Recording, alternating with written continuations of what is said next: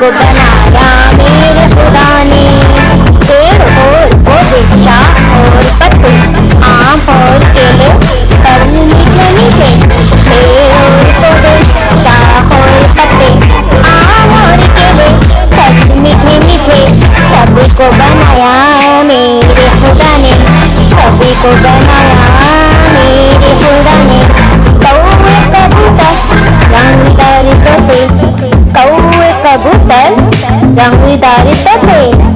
चील और चिड़िया, चील और चिड़िया, सारे परिंदे।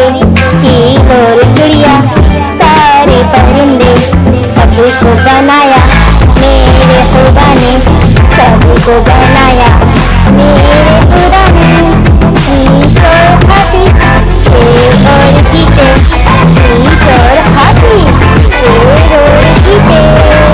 भैंस और घोड़े, भैंस और घोड़े, भैंस और घोड़े, हैवान सारे।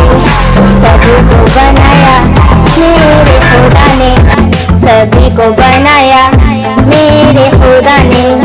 झील और दरिया, चांद और तारे, झील और दरिया, चांद और तारे।